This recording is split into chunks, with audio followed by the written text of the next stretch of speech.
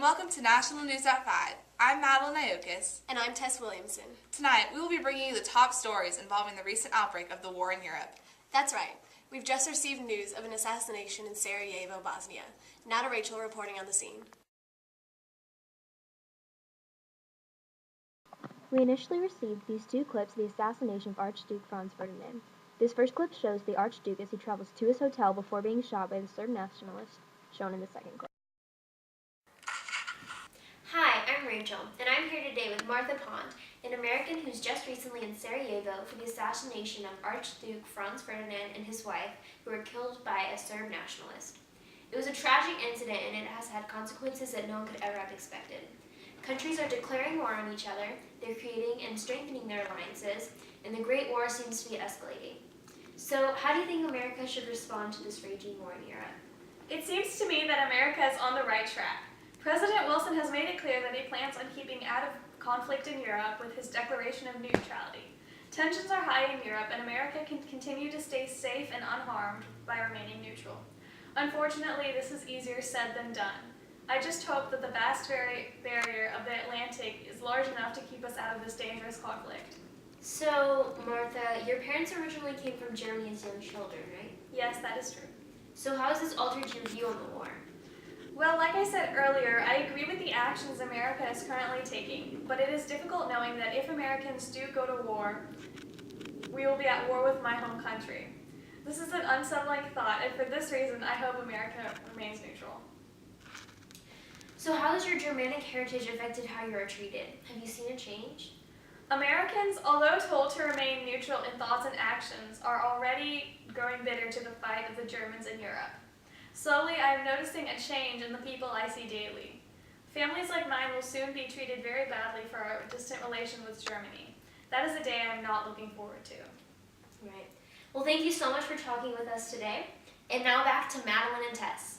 In the largest European empires, the assassination of Archduke Franz Ferdinand of the Austria-Hungarian Empire was the final straw that led to the Great War.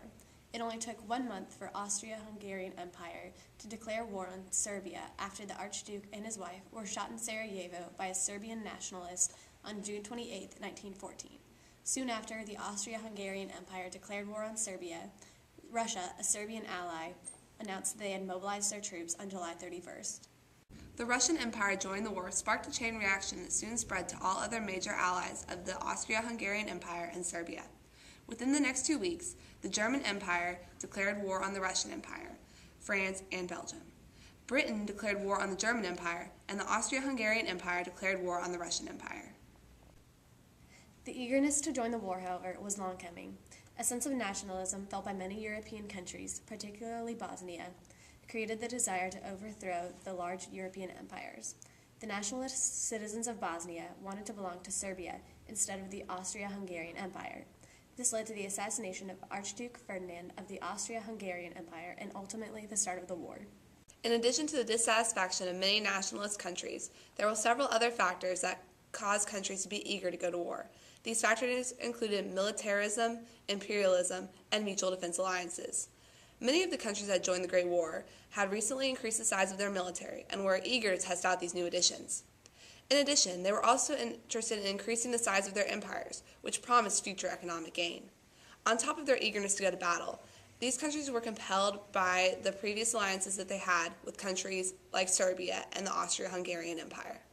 And now it's time for our commercial break. Stay tuned. After the break, we'll have weather with Ellie and Eleanor. Well, I'm really thirsty. Here, have a Coca-Cola! Gee, thanks! Now, every time you buy a Coca-Cola, we'll donate part of the proceeds to our ally friends in Europe. We should all go buy a Coca-Cola today! Jinx! Owe me a soda. Here you go! Thanks! And we're back. How's the weather in D.C., Ellie?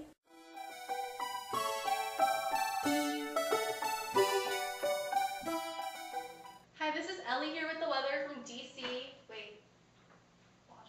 Washington, D.C., and we are experiencing gorgeous weather today in the mid-70s, but expect a warming trend towards the end of the week in the mid-80s.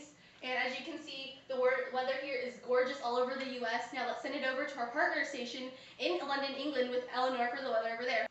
Thank you, Ellie. This is Eleanor here in London, England. The weather is a bit more chilly here across the pond. You can see there's a cold front moving through the Western Front and throughout all of Europe, so be thinking of our troops in the Western Front. Now back to you, Tess. Much has changed in the world of military tactics since Americans last fought in the Spanish-American War.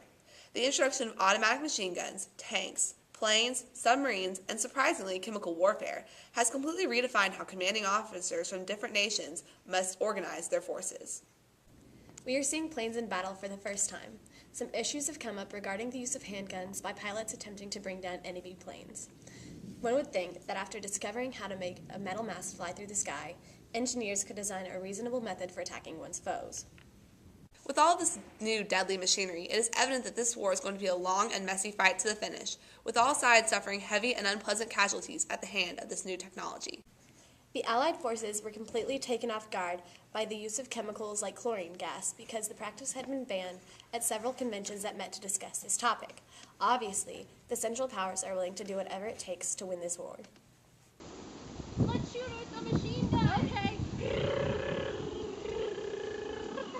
I can't breathe. It smells like a pool.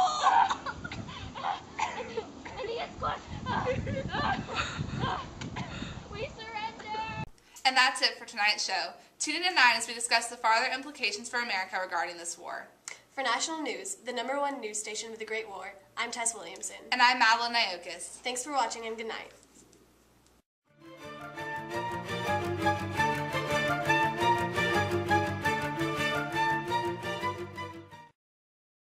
In Europe. We should all go buy a Coca-Cola. Let's practice saying it.